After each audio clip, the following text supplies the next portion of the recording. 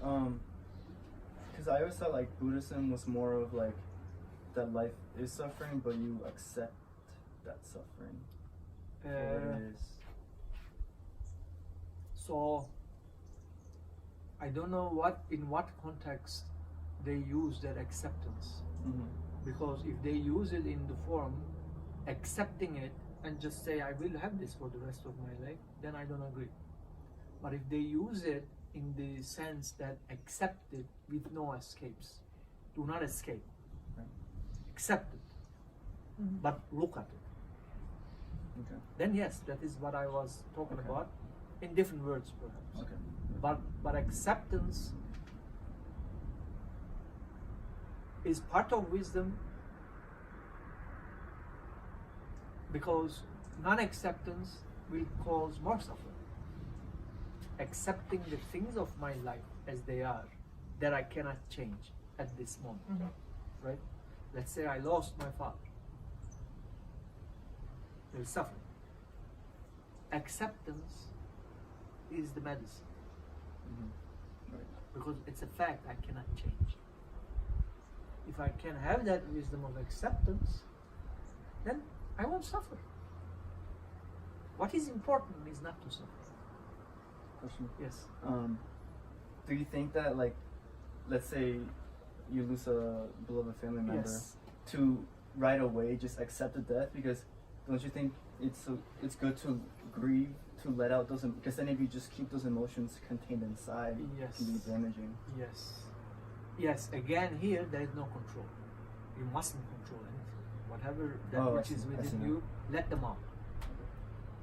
But what I'm saying is, when the mind sees that suffering will not change anything. So here are my options. Let's say I lost a loved one, right?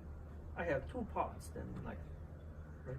One is, I will suffer, perhaps a few years, in some cases for the rest of one's life, people suffer for such losses. Right? Can be until you die. Until you die, yes. So this is one path.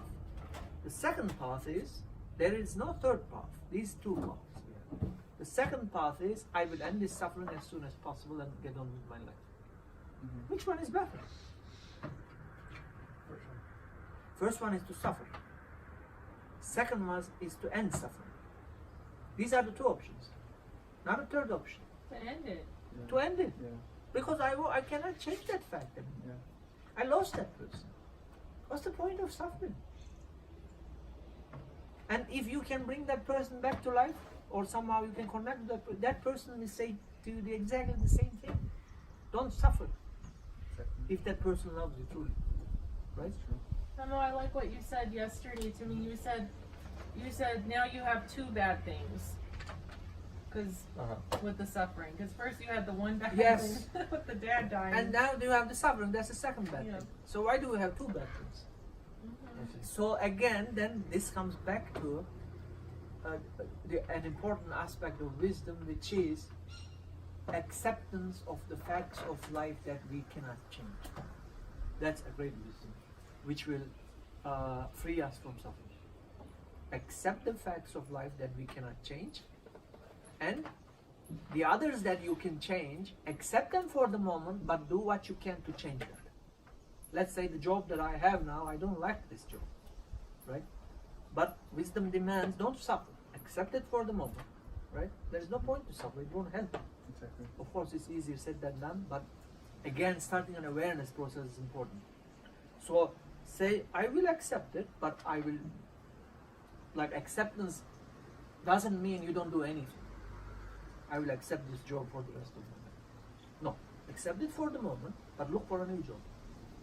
To change that fact in your life. These are the facts that can be changed.